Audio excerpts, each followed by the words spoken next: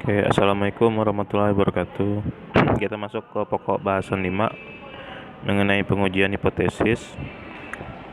Jadi di sini hipotesis dapat diartikan sama dengan praduga atau kesimpulan sementara yang harus diuji kebenarannya. Pada prinsipnya, pengujian hipotesis ini adalah membuat kesimpulan sementara untuk melakukan penyanggahan dan atau pembenaran dari permasalahan yang akan ditelaah baik pada ukuran sampel besar maupun kecil. Ada dua bentuk hipotesis yang biasa dikemukakan menurut metode statistika, yaitu yang pertama hipotesis 0 atau H0, yaitu hipotesis dasar ya, merupakan kesimpulan sementara atau anggapan terhadap suatu kondisi atau teori atau asumsi bagi suatu parameter dari mana subjek akan dilakukan pengujian statistik.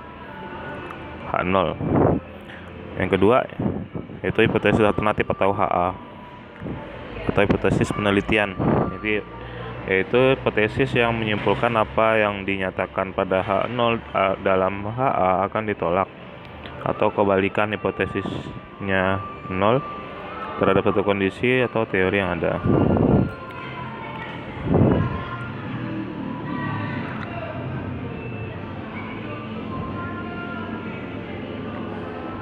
Oke, ini pengertian hipotesa dan pengujian hipotesa ya.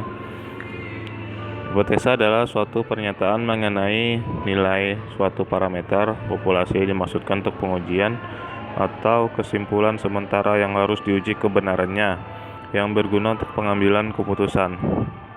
Sedangkan pengujian hipotesa adalah prosedur yang didasarkan pada bukti sampel yang dipakai untuk menentukan apakah hipotesa merupakan suatu pernyataan yang wajar dan oleh karenanya tidak ditolak, atau hipotesa tersebut tidak wajar dan oleh karena itu harus ditolak.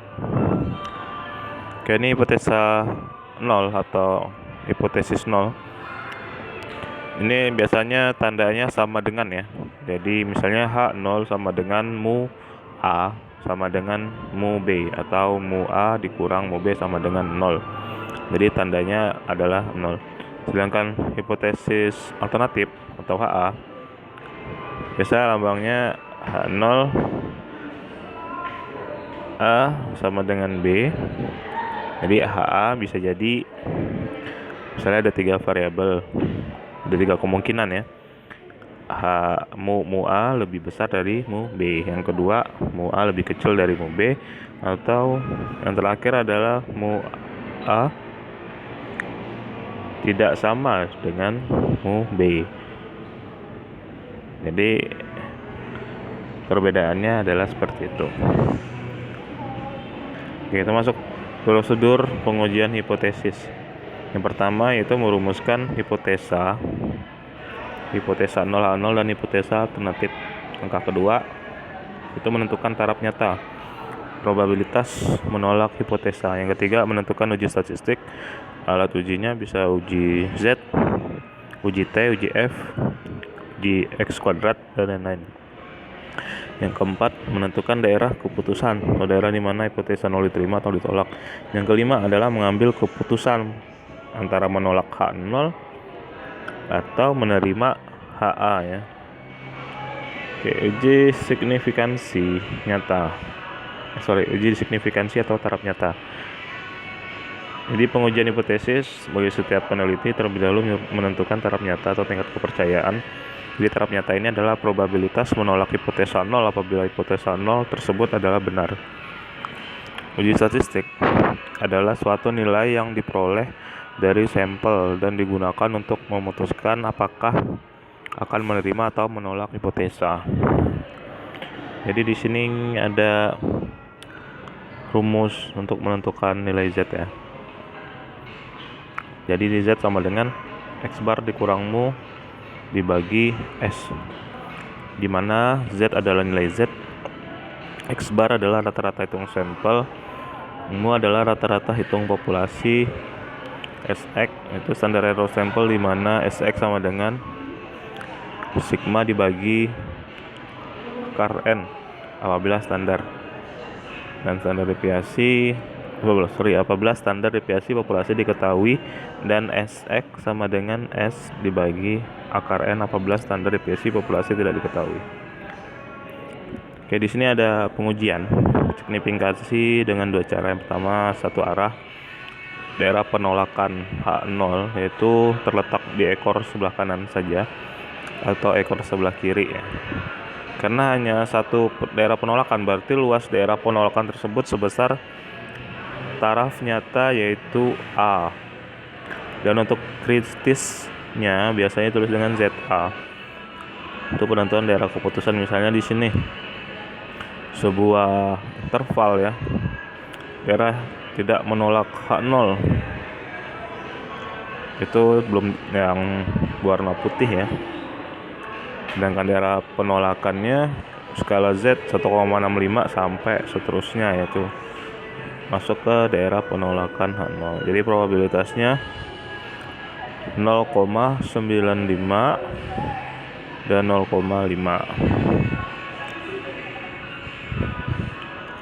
Oke, yang kedua, uji signifikansi dua arah adalah daerah penolakan H0 ada dua, letak di kanan dan kiri. Jadi masing-masing daerah mempunyai luas setengah dari taraf nyata yang dilambangkan misalnya setengah alfa. Dan nilai kritisnya bisa dilambangkan dengan Z setengah alfa. Penentuan daerah keputusan seperti di gambar, daerah penolakan H0 itu di sebelah kiri ada sebesar 0,025 karena 0,5-nya dibagi ya, karena daerah tidak menolak H0 itu 0,95, karena probabilitasnya paling tertinggi adalah 1. Jadi 0,5 dibagi 2 sama dengan 0,025 di sebelah kiri yang diarsir ya, dan sebelah kanan juga yang diarsir. Dan nilai Z-nya adalah min 1,95 ya.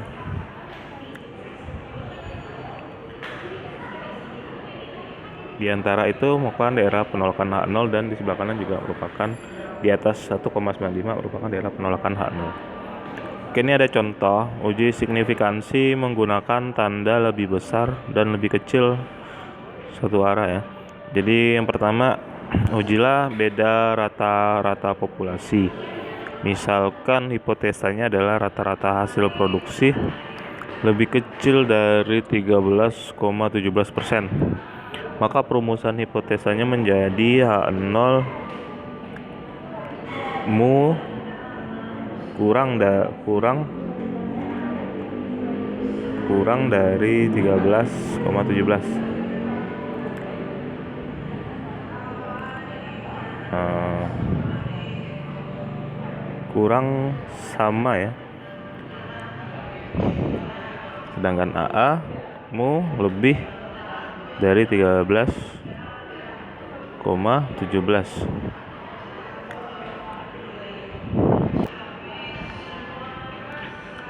H0 mu lebih kecil sama dengan 13,17. HA mu lebih besar dari 13,17. Jadi untuk tanda mu pada H0 menunjukkan daerah penerimaan H0. Untuk tanda mu pada H0 menunjukkan daerah penerimaan H0, sedangkan tanda lebih pada HA menunjukkan daerah penolakan di sebelah ekor kanan seperti gambar A. Ini ya, gambar A ya. Jadi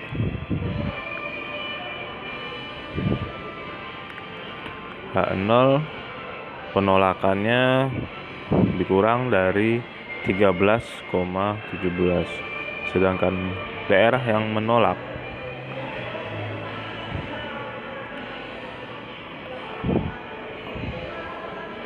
itu di atas 13,17. Yang tidak menolak H0 itu adalah H0 ya, H0 mu X lebih kecil dari 13,17. Yang penolakan H0 itu HA ya, itu di sebelah kanan di atas dari 13,17%. Oke, ini apa ya namanya, interval ya. Oke, yang kedua, ujilah beda selisih dua rata-rata populasi. Misalkan hipotesanya adalah selisih dua rata-rata populasi lebih besar sama dengan 0. Oke. Kita lihat di sini petunjuknya H0 mu PA dikurang mu PL ya. Lebih besar sama dengan 0 dan HA mu PA dikurang mu PL lebih kecil 0. Untuk tanda lebih besar sama dengan pada H0 menunjukkan daerah penerimaan H0. Sedangkan tanda lebih kecil pada H0 daerah penolakan. Jadi di gambar B ini yang lebih kecil nih daerah menolak ya, atau HA.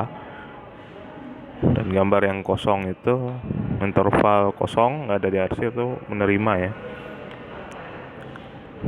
Itu lebih besar sama dengan 0. Oke, ini contoh satu arah ya, maksudnya itu hanya sebelahnya aja, kalau nggak sebelah kanan sebelah kiri.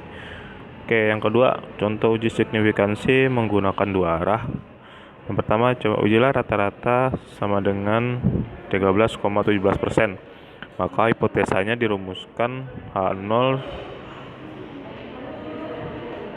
itu mu sama dengan 13,17%. HA mu tidak sama dengan 13,17%. Oke, ini coba dua arah ya. Yang kedua, ujilah nilai koefisiensi untuk B sama dengan 0. Maka hipotesanya dirumuskan sebagai berikut. H0 B sama dengan 0, HA B tidak sama dengan 0.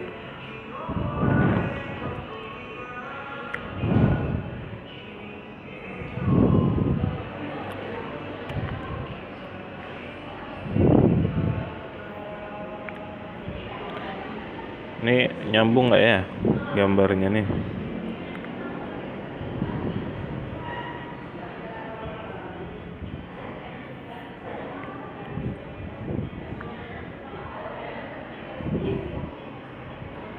Di sini daerah yang menolak kanan kiri ya.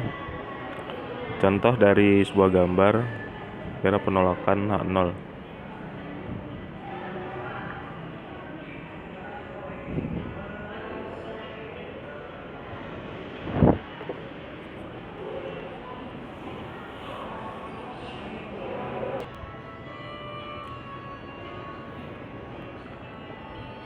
Oke, ini kita lanjut ke pengujian hipotesis sampel besar ya.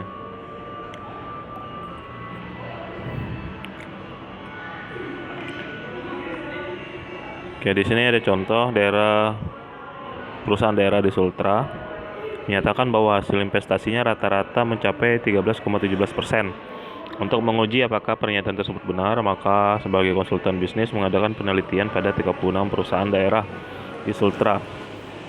Dan didapatkan hasil bahwa rata-rata hasil investasi adalah 11,39% dan standar deviasinya sebesar 2,09%. Jadi ini nggak sama nih ya. Kalau dari hasil dari perusahaan itu investasi rata-rata 13, sedangkan lembaga konsultan bisnis hasil investasinya hanya 11,39%. Jadi ujilah apakah pernyataan perusahaan daerah Sultra tersebut benar dengan taraf nyata 5%. Oke, langkah pertama merumuskan hipotesa. Yang pertama, hipotesa menyatakan bahwa rata-rata hasil investasi sama dengan 13,17%. Ini merupakan hipotesa 0 dan hipotesa alternatifnya adalah rata-rata hasil investasi tidak sama dengan 13,17%. Hipotesa tersebut dirumuskan sebagai berikut. H0 mu sama dengan 13,17%, HA mu tidak sama dengan 13,17%. Ini contoh yang tadi di atas ya, sama ya. Tidak sama dan sama. Oke.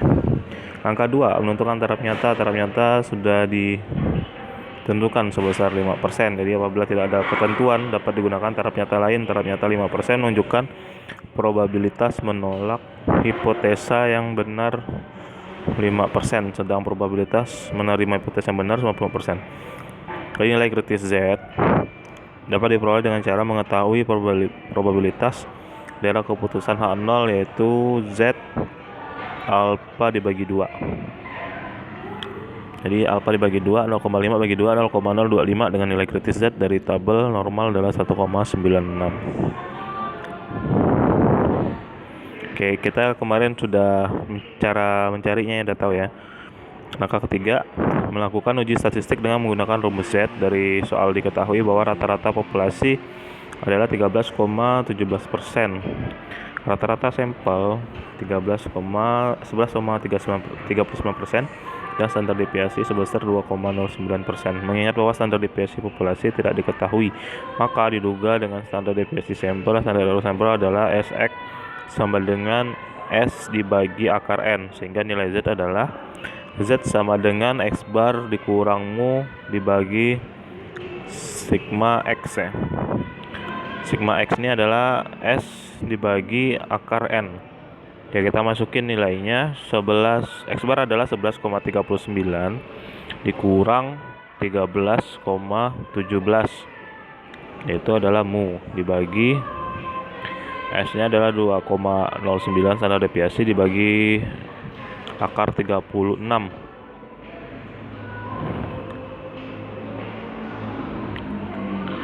36 adalah 36 perusahaan ya. Nilai datanya perusahaannya sebesar 36 dibagi hasilnya sama dengan min 5,11. Ini nilai Z nya ya, min 5,11. Jadi langkah keempat, menentukan daerah keputusan dengan nilai kritis Z sama dengan 1,96. Di sini 1,96 itu dari tabel normal ya, kita 0,25.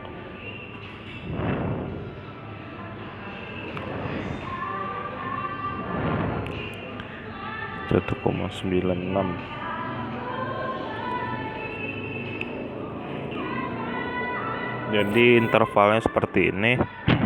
Z sama dengan min 5,11 karena nilai Z-nya ya.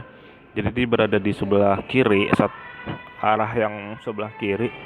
Jadi di atas minus 1,96. Jadi dia menolak ya, menolak H0.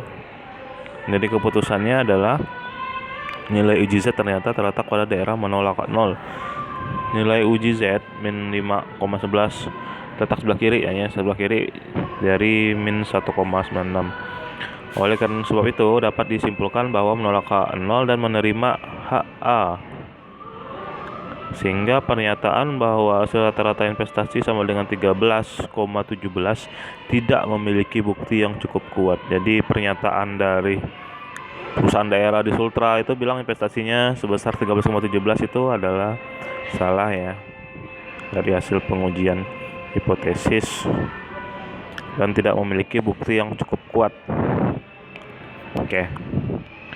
Selanjutnya, untuk pengujian hipotesis proporsi sampel besar dapat dilakukan dengan formulasi sebagai berikut. Z sama dengan P kecil dikurang P besar dibagi akar P kecil kurang buka 1 dikurang P besar dibagi N, dimana Z adalah nilai uji Z, P kecil adalah proporsi sampel, P besar adalah proporsi populasi, dan N adalah jumlah sampel. Menguji hipotesis rata-rata dan proporsi sampel besar. Ini rumus-rumus semua ya. Distribusi sampling dari selisih rata-rata proporsi memiliki distribusi normal yang punya standar deviasi sebagai berikut. Sigma X1 dikurang X2 sama dengan akar sigma 2 kuadrat ya. 1 dibagi N1 ditambah sigma kuadrat 2 dibagi N2. Ini rumus-rumus. Kita masuk ke contoh aja. Oke, di sini ada contoh uji satu arah sisi proporsi. Jadi majalah Prospektif edisi 25 membahas tentang fenomena kenaikan harga dengan tema kenaikan harga BBM. Menurut masalah ini rating acara kenaikan harga BBM mencapai 35.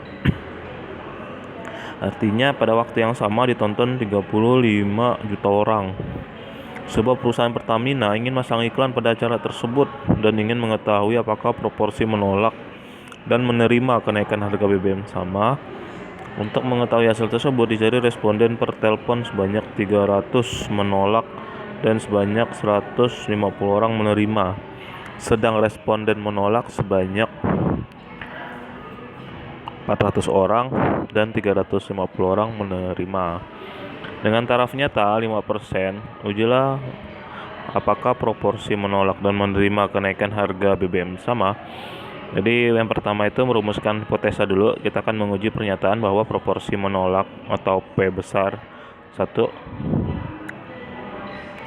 sama dengan proporsi menerima atau ini ada P besar P kecil ya. P1 sama dengan proporsi menerima P2 dalam kenaikan harga BBM. Hipotesa tersebut dapat dirumuskan sebagai berikut. H0 P1 dikurang P2 sama dengan 0. H1 P1 P2 tidak sama dengan 5. Oke. Ini taraf nyatanya adalah 5. Oke, menentukan taraf nyata. Taraf nyata ditentukan sebesar 5%. Jadi nilai kritis yang diperoleh untuk mengetahui probabilitas keputusan 0, Z alpha dibagi 2 sama dengan 0,5 dikurang 0,05 dibagi 2 sama dengan 0,4750. Nilai kritisnya adalah 1,96. 1,96 ya. Langkah ketiga, melakukan uji statistik dengan menggunakan rumus Z untuk selisih dua proporsi sampel. Diketahui X1 sama dengan 150, N1 sama dengan 300, P1 sama dengan 150 bagi 300 sama dengan 0,50. Di sini kita bisa lihat ya, 150 orang menerima dan 300 orang menolak. Ya kan, di situ sudah kita ketahui menerima dan menolak. Dan yang S2 350 menerima, 400 orang menolak. Dengan 0,875. Jadi P1 dikurang P2 0,50 dikurang 0,875 sebesar min 0,375. Jadi P sama dengan X1 ditambah X2 dibagi N1 ditambah N2 sama dengan 150 ditambah 350 dibagi 300 ditambah 400 sama dengan 0,71. Jadi kalau kita lihat rumus nilai standar error selisih dua proporsi, kita masukin rumus yang S, P1 dikurang P2 akar P ya, jadi 0,71 dibagi akar 0,71 dikali 1 dikurang 0,71 dibagi 300 kurang 1 ditambah 0,71 dikali 1 dikurang 0,71 dibagi 400 dikurang 1. Ini kita bisa masukin ya nilai-nilainya.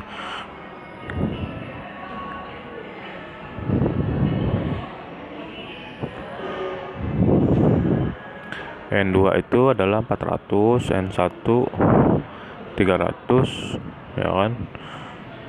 X1 150, X2 350.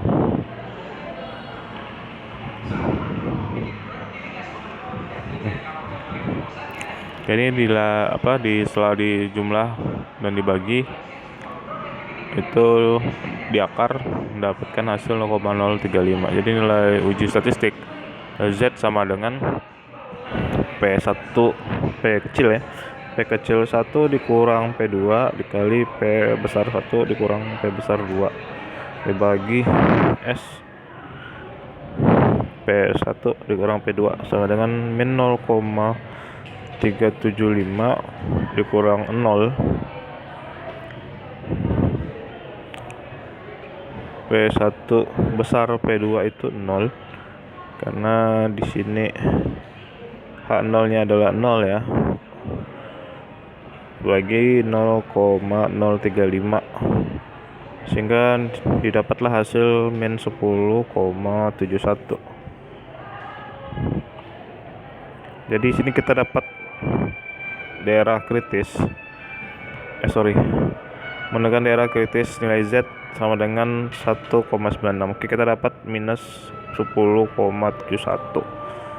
Itu berarti di sebelah kiri ya, karena minus dari atas dari minus 1,96. Jadi dia di sini menolak ya. Jadi keputusan dengan nilai Z kritis min 1,96 dengan nilai uji statistik minus 10,71 berarti daerah penolakan H0 ini, berarti H0 ditolak dan H diterima. Jadi cukup bukti bahwa selisih proporsi penerimaan dan penolakan tidak sama dengan 0 atau proporsi penerimaan atau penolakan berbeda. Kenaikan harga BBM banyak ditonton oleh orang menolak. Jadi kesimpulannya seperti itu. Masuk pengujian hipotesis sampel kecil. Kayaknya di sini. Kita lanjut lagi di video berikutnya aja ya, karena udah 25 menit. Oke, kita lanjut di next video. Assalamualaikum warahmatullahi wabarakatuh.